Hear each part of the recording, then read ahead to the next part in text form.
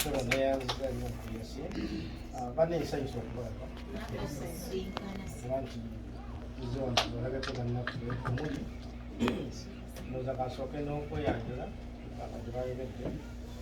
ambassador Abel Walusimbi nga nkola mu ofisi ya president wa Uganda nga omuwiwe ow'amagezi omukulu mu nsonga z'abannayuganda bali mu Uganda.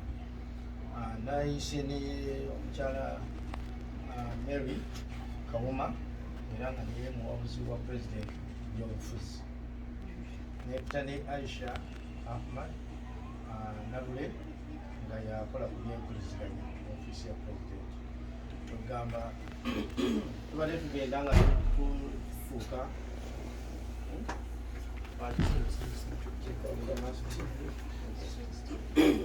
kati nga tutambula mu mawanga ag'enjawulo naddala ag'omu Buwalabu okulaba abannayuganda bali batya kuba pulezidenti ayagala okumanya abantu be. Awulira abamu bayisibwa bubi, abalala bayisibwa bulungi, kugamba ayagala okumanya ddala kiki wayinza okusinziira okulaba kikyakolera ku bantu be.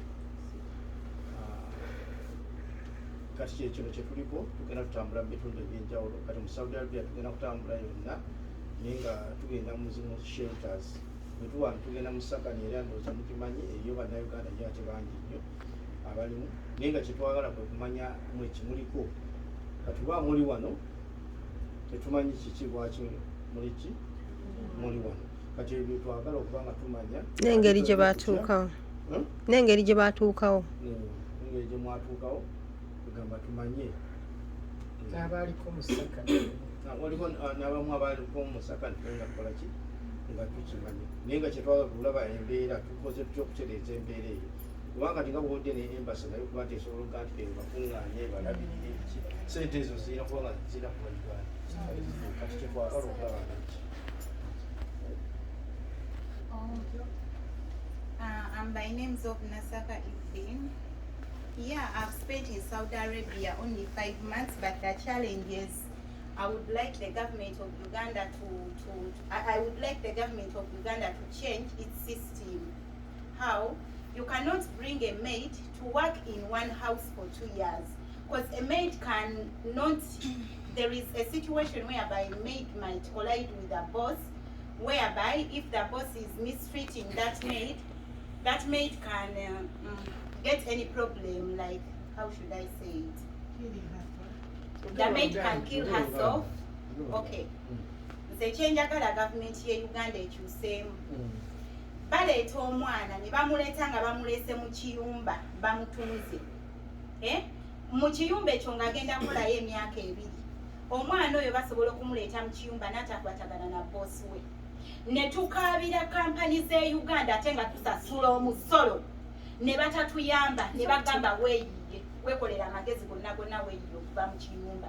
Nze kyenjagala gavumenti y'e Uganda bwe babeera baleeta omwana waakiri bamuwe testi oba ya myezi 3 omwana bamuteeke mu kiyumba ekyo wabeera takisobola bamukyusize bamutwalire bamuteeke mu kiyumba ekirala. Ekyokubiri batuleeta naye tebafaayo kumanya mbeera gye tulimu. N'obakubira amasimu ndi mu mbeera mbi bampisa bubi tebafaayo. Kati ne weebuuza bwe twali tujja okujja wano wadde bagamba nti no bakama baffe batuteekamu ssente twesasulira pasipooti. Nze ayogera okujja e Saudi Arabia nakozesa emitwalo 8.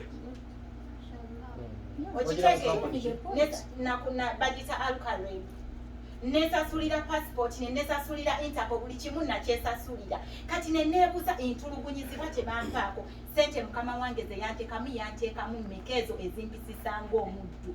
Tuve Uganda nga tuleseeyo abaana baffe, tuve Uganda nga tuleseeyo ab'enganda zaffe, ne tujja ne tukola mu kunyigirizibwa okungi ne batatubalamu yadde ebitiibwa ne batatubalamu yadde akantu n'okubira kampani yali kuyambye n'etakuyamba. Wano wali oli attached ku company ki? No, eya wano. Yes, omukyalo. Naye bane short